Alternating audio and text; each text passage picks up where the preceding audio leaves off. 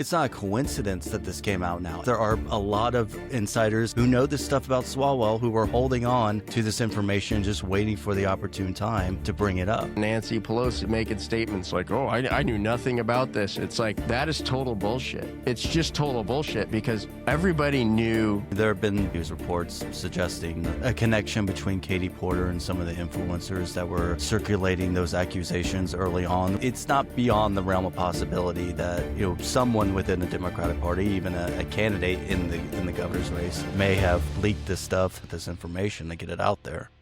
All right, welcome back, everybody, to the Independent Voter Podcast. We're missing Kara today, so you're stuck with the dudes. We got Ethan and Shawn. That's been kind of crazy, some stuff national level. We've got a lot going on with Iran, and then a lot of attention's been here on California because, as always, the favorite son of the Democrats, Eric Swalwell, has... he sunsetted really fast. Yeah, the front runner is no longer in front. Let's just say that a series of unfortunate events, probably deserved, has brought him out. Brought him out of the. Everybody's front. talked about this so much, but I mean, I don't know. We were talking about this before the show, but it's just like things like Nancy Pelosi comes out, and I'm not bashing just for the sake of bashing Nancy Pelosi, but making statements like, oh, I knew nothing about this. It's like. That is total bullshit. It's just total bullshit because everybody knew the reputation, knew the stuff around, and it came, a couple weeks before ballots go out in California that finally like a bunch of folks come out. But it was like an open secret in Washington, D.C. And you're speaking, you've talked to people around him. I'm sure you had like a general idea, but from the perspective of someone who, has no connections within politics, it's kind of the fact that as soon as these allegations came out, it feels like there was no one defending him, not any, the Democratic Party wasn't really defending him. No one was defending him at all. It feels like it was, like you're saying, an open secret within the circles that.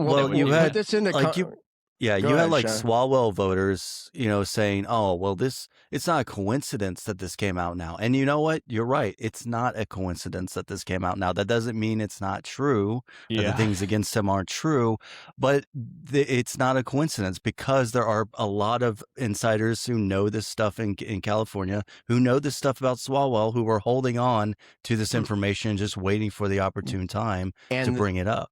And there's been a lot of stuff in the public, though, that you couldn't talk about. You couldn't talk about the fact that he was on the Intelligence Committee and he had slept and been with a Chinese spy while on the intelligence. That was a fact. Wow. Okay? Wow.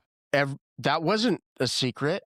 But I'm not aware. The whole Democratic Party still lined up behind him, right? Knowing that fact was public and out there, and nobody questioned the fact that, and as part of that investigation, a lot of this stuff came up. Now, it never made it to the public, but for somebody like Nancy Pelosi to say, oh, I had no idea about all this stuff, there's only two answers to that. One, she's not being honest, or two, she was the leader of the Democratic Party when those investigations were occurring, and when they did the investigation after he got caught, being with a Chinese spy, if they didn't uncover any of this stuff, what were they doing? Yeah, you're probably right. I mean, at least probably. If it was an in-depth investigation, you'd expect they would find something about this. Because I think there's now there's a second or third woman coming out. I think recently. Like I said, it's an open secret now that secret is in the open. But more importantly, right, I don't want to dwell on Swalwell all day, but this, there's been a lot of talk about California's race and, what happened what if this would have happened? I mean, the Republicans would have hoped it happened a month from now, right? And it was just Swalwell versus one of the Republicans, right? Yeah. And, this is as... So do you think it came from the Democrats themselves maybe to get ahead of that possibility because that could have happened if they timed it right? I think it's a confluence of factors, and that was one of the big ones, right? They go, we've said it from the beginning, but Eric Swalwell is one of the only that's vulnerable to a defeat by the Republican Party, in part because these open secrets could come out, right? And there have been, news reports suggesting a connection between Katie Porter and some of the influencers that were circulating those accusations early on. Really, the influencers that really got this story in the public's eye online. Now, Porter's denied that, and it's really up to speculation right now, but it's not beyond the realm of possibility that someone within the Democratic Party, even a candidate in the governor's race, may have leaked this stuff, helped some of these influencers with this information to get it out there. Yeah, but like most things, the truth's somewhere in between, right? It's a confluence of factors. It all came together at the moment, right? And that's what finally was, what tipped the scales, we don't know. But there was already people frustrated, already people that saying, how are we letting him be our nominee? Everybody knows about this stuff, right?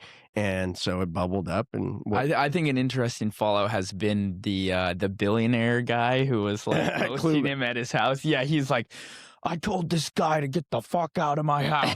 I was like, is this a PR stunt or did this actually happen? Because everyone, that's what they were, publishing about, like, oh, he's holed up in this billionaire's house in Los Angeles. And then, they're going into Klubeck and all who he is. So I wonder how it actually went down between him and Swalwell. Did he run him out of the house, or is this now just to cover up afterwards? Another thing that really speaks to the party games, I feel, and Ethan, we talked about this on Monday. You and I and Kara talked about this a little bit. I raised this possibility that at the time, Swalwell had just dropped out of the race. He hadn't yet resigned from Congress, and they were talking about expulsion votes. And I had mentioned, it wouldn't surprise me if the parties made some sort of deal where, okay, we're going to expel Swalwell. Republicans are going to expel Gonzalez out of Texas, and then we are going to put into these expulsion votes talks, because they were talking about 4 or 5 or more, even more lawmakers that might be up for these votes. And so then Swalwell resigns. The next, or even hours later, Gonzalez resigns. And so now I'm thinking, maybe the deal was they resign and we just nix the rest of these expulsion votes. Because I haven't heard another word about expulsion votes. Yeah, it seems like they're trying to kind of nip it in the bud there. I thought I saw something about 2 additional, one from each side, another 2 that were potentially going to resign as well. But you're right that you said that could happen on Monday, and here we are. It's interesting. It feels like, both parties are just like, well, we've got this whole Epstein thing going on in the background. Here's a situation where we're both going to look good if we get rid of people that are kind of related to that type of event. We can both say, hey, as soon as we found out, we made him resign, we exposed them, that type of thing. When in reality, it was all in the background the whole time. And now that it's coming to the public, that's when they're doing it. I just don't, this type of dealing and stuff, it's just so, it's not something that a lot of Americans like to see from Washington. If you are facing these type of serious accusations, in the Swalwell's case, it's so serious that the Manhattan DA's office has opened a new investigation.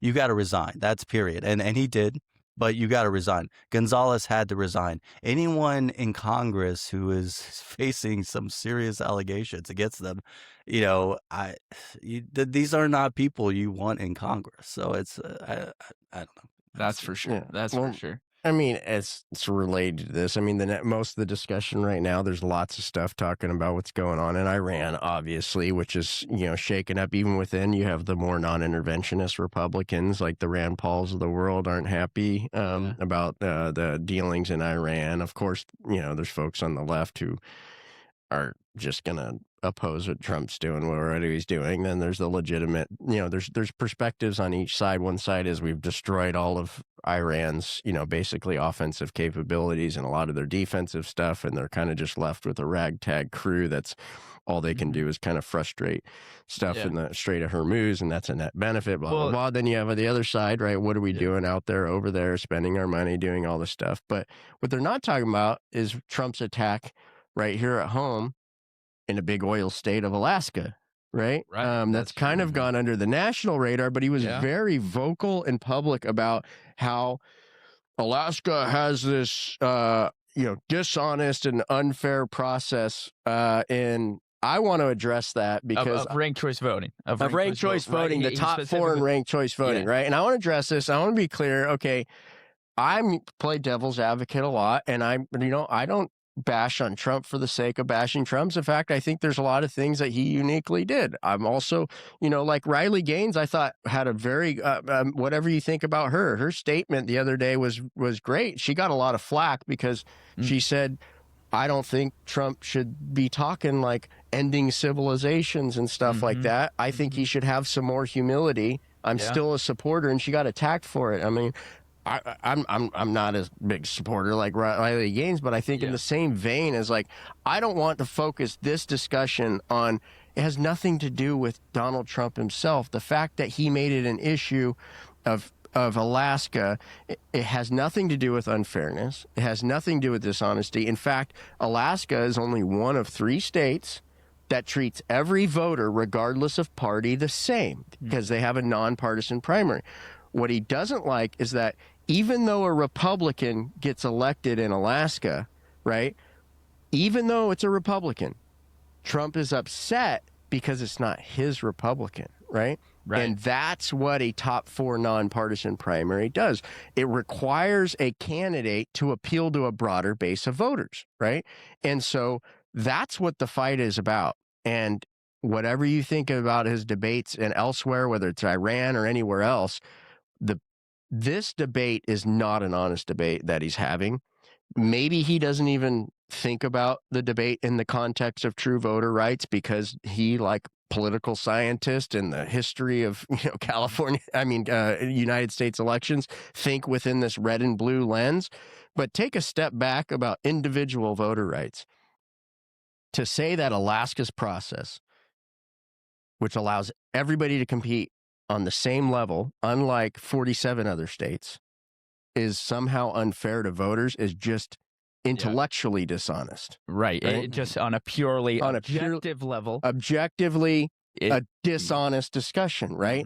And so that is what we're the independent voter probably just like, okay, CNN and MSNBC aren't going to talk about this because that side of the aisle is having the same don't talk about this in California, right? Because the left side of the aisle is utilizing, now they're frustrated Swalwell's out because now there might not be this opportunity to have 2 Republicans.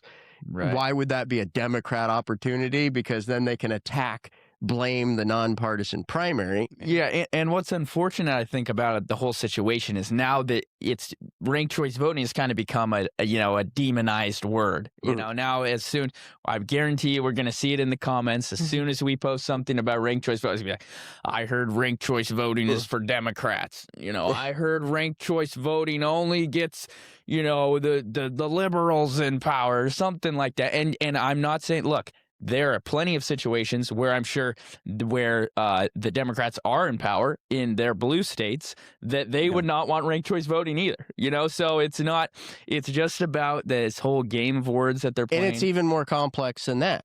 Right? Ranked choice voting can be done in a lot of different ways. You can't say, oh, what they did in Alaska is the same thing they did in New York. Yes, but if you listen to the talking heads on Fox or CNN, they're gonna suggest, oh, they have ranked choice in Alaska just like they have it in New York. Well, New York has it in a closed primary, and they intentionally don't have it in the general election. Why?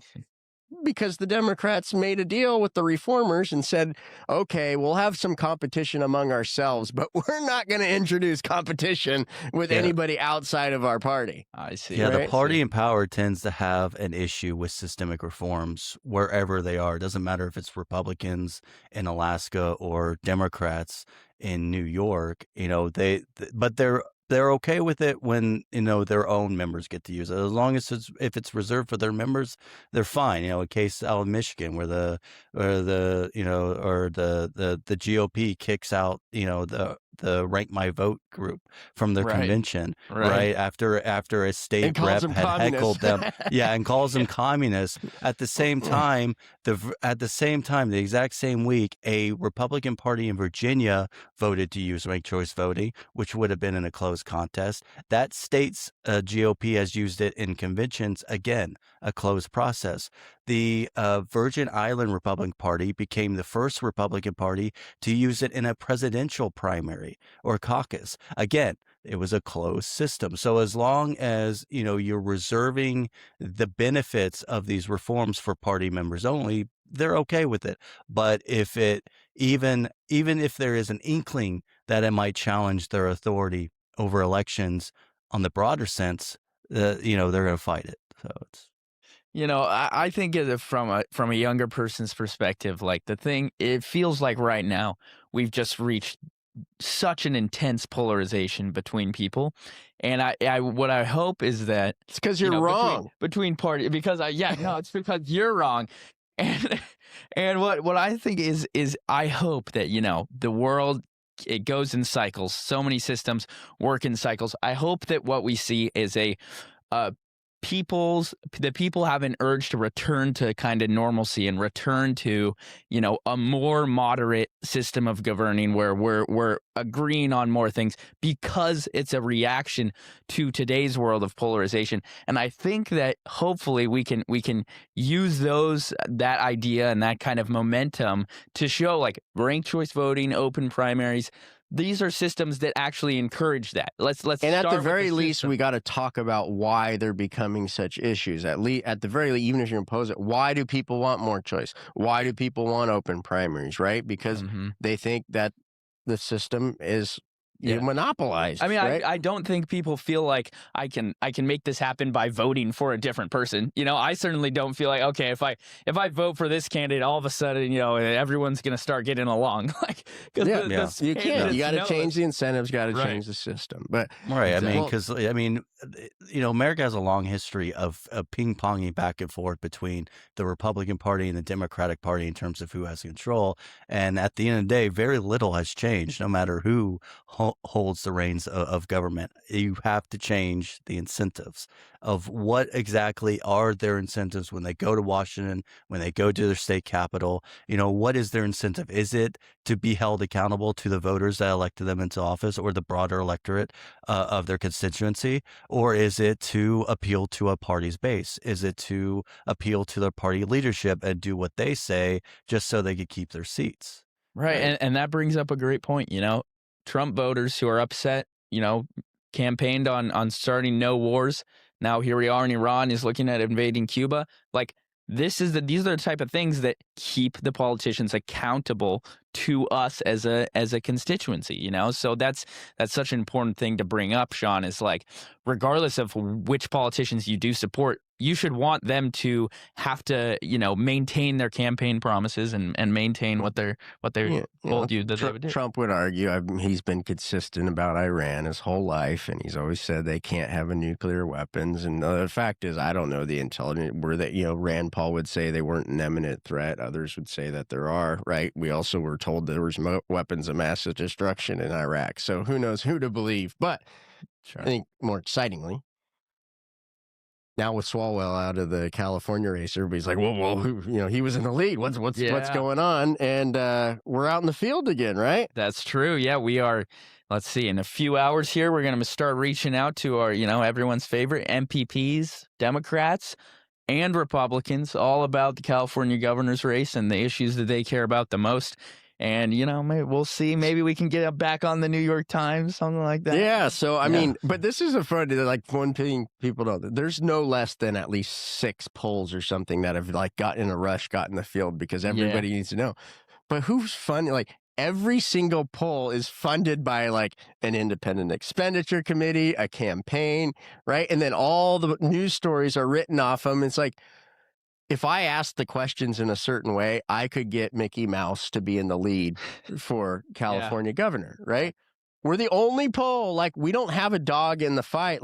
We are polling the electorate in a nonpartisan manner, not biasing the questions. We even publish our crosstabs, right? Yeah. And that'll be by next week. We'll have the results. I was looking at the latest polls that released on the race, just to see if any new ones had come out. And yesterday, I noticed at Survey USA, it seemed like they were rushed to get one out because they conducted one between April 8th and 10th, and they released it on the 14th. So that's right when those allegations started to come out about Swalwell. And so yeah, you're going to see a lot of these pollsters scramble, a lot of these campaigns scramble to see who's going to benefit most from Swalwell being out of this race. And the one thing that our polling has done so far is we already have kind of an answer as to the candidates who may see the most from this, including Katie Porter, who was pulling a lot of the same party loyalists that Swalwell was. But then you have people like Tom Steyer and Xavier Becerra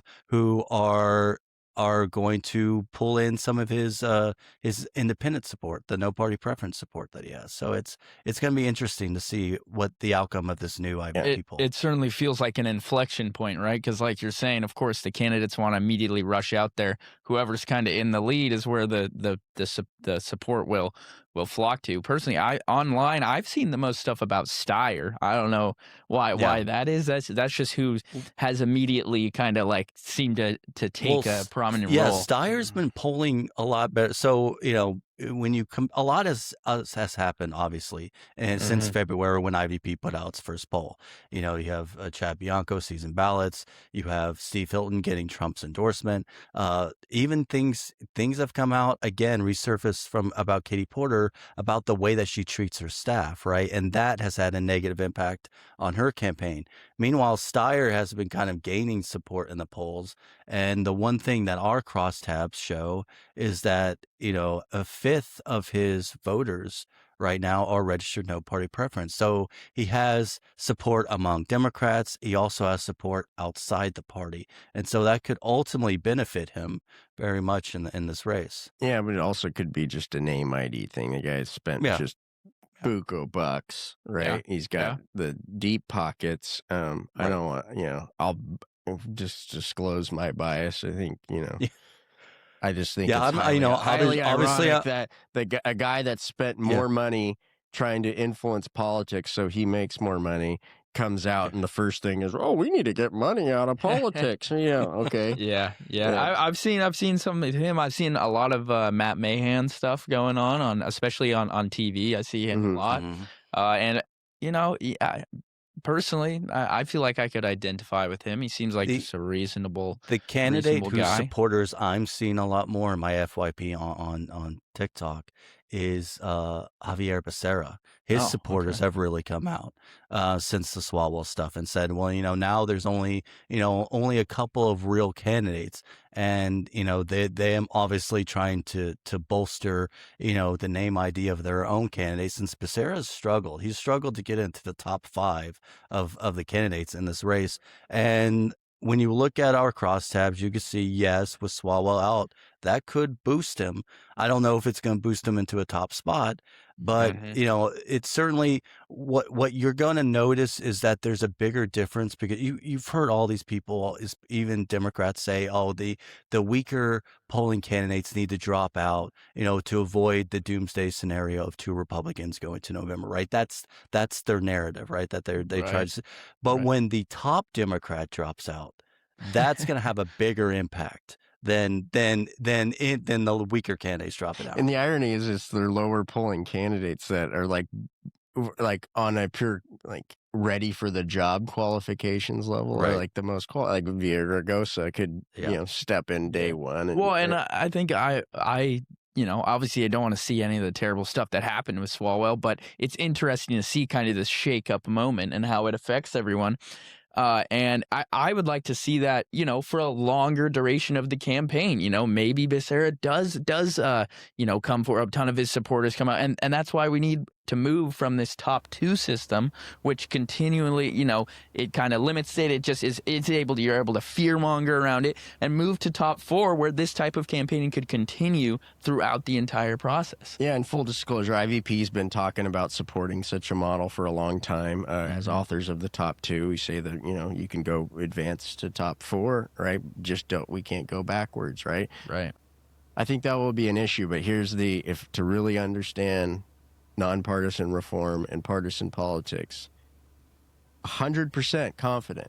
Just like Trump trashes it in Alaska.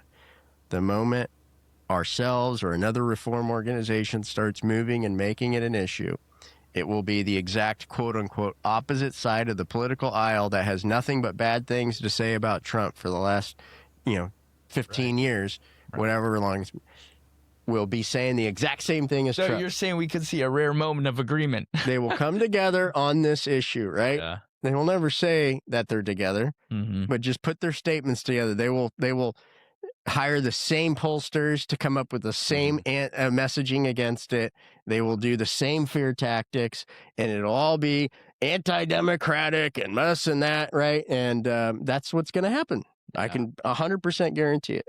Well, it's certainly unfortunate. I think that's why it comes down to, building popular support. If you're watching this right now, you should get out there and start, advocating. Tell people about, you're gonna hear about the top four. You're gonna hear about ranked choice voting as being this terrible thing, but really, that's if you're in California. There's groups in Iowa doing open primaries work right now. You got groups, all across the country. Is like, find those groups. There are people that believe in nonpartisanship. We always say independence is a lowercase I. They're in the Republican Party. They're in the Democratic Party. They're in between. The difficult part is staying together and not letting the, hair on fire, this side, that side debate pull you apart, right? And stay focused. Like, this is a long-term, this is whoever's elected today or tomorrow, whatever, doesn't change the long-term of the institutional systemic change that you have to make, right? So keep your eye on the ball.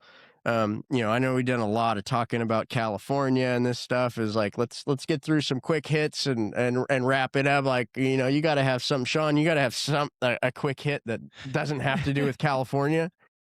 Well, yeah. So, I mean, and it goes in line with what we're talking about. So, I just published a feature piece on IVN on the group Unite New York. They've worked on ranked choice voting reform, open primaries reform, term limits, ballot access reform, in places like New York City. Obviously, last year there was an effort to get open primaries passed.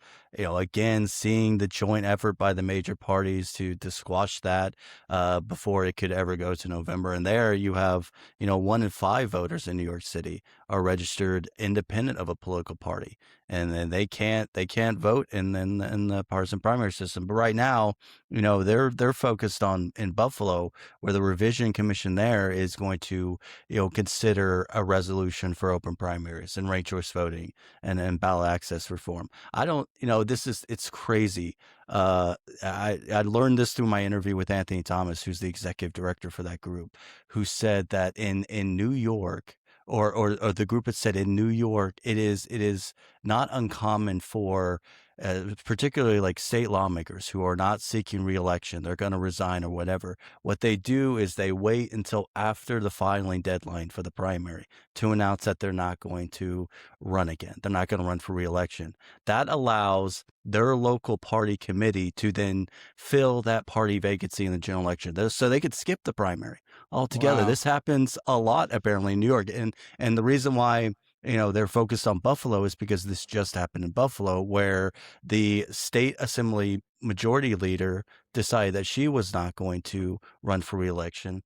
And then she basically, handpicked a city council leader in Buffalo to basically take her spot. So that's something that I would never think about. You guys are always talking about they turn it in favor of the party, but that's somewhere I think everyone can see that that's ridiculous, right? I mean, the whole point it happens everywhere. Both parties do it, right? That's the same with the gerrymandering. So both parties do it, right? And it's a systemic thing. It's not that majority leader. It's not this majority leader. It's not Trump. It's not Nancy Pelosi. It's all of them. And it's because the system was set up that way. So what's your quick hit, Ethan? I've been ruminating on it. It kind of takes some time to come up with this kind of thing. Did you see the what happened with the DoorDash grandma at the White House? I think that's such an interesting situation, because you can tell, like, Trump wanted to come off as like this everyman, he's helping everyone out. And then he starts, this is the problem, I think, with what recently, I feel like he's just been on a tear recently of just turning things into something that they didn't need to be. Like, this could have actually been a good moment between this DoorDash woman. She's an old lady. I think she was like working to help pay for like the treatment of someone's disease or something. He's like, shakes her hand, all this stuff. All of a sudden he starts talking about transgender restrictions. And the lady's like, I don't know anything about that, which, come on now. Why are we trying to turn the DoorDash lady into something? Like they did with voter ID. They did. That's a debate, but have the debate where that debate belongs, right? What was the point of that, man? Like, you ruined a good moment that honestly I think everyone could have kind of appreciated with this just partisan rhetoric that didn't need to happen. So that's my take on the situation. I think it could have been cool, but it got ruined. You guys are so political. All right, my quick take will be a shameless plug of Attack of the Killer Tomatoes. Some of you may know we did a pre-screening below deck on the Midway a couple months ago. A lot of fun. Now the movie is finished up. We're getting ready for release, and we're ready to announce we're going to have a pre-release party on the deck of the Midway. Oh, wow. On the Saturday of Comic-Con, right? So we'll Killer Tomatoes, the first party, and then it'll open up. It'll be in some theaters either that weekend or shortly thereafter. It will be a Killer Tomatoes party on the deck of the Midway, Saturday of Comic-Con. I think it's July 25th. Oh, that should draw a lot of people if it's around Comic-Con. Yeah. Yeah, I mean, I was going to say, like, you're making, I'm sure history has been made on the deck of the Midway before, and now you're just, another historic event, right? Killer Tomatoes, watch party. That sounds awesome. So that's my news. That's my quick hit. I know we're wrapping it up today.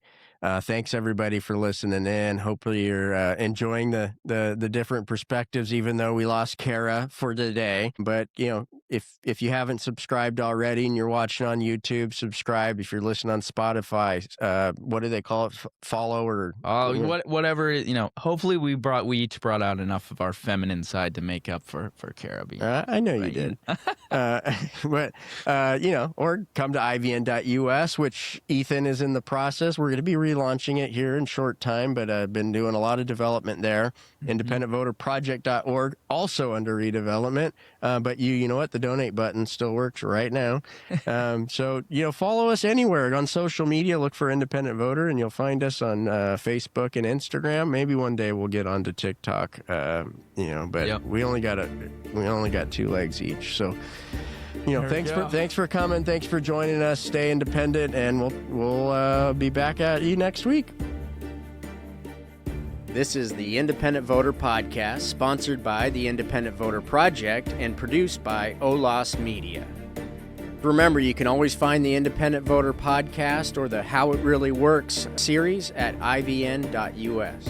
Follow and subscribe at olasmedia.com.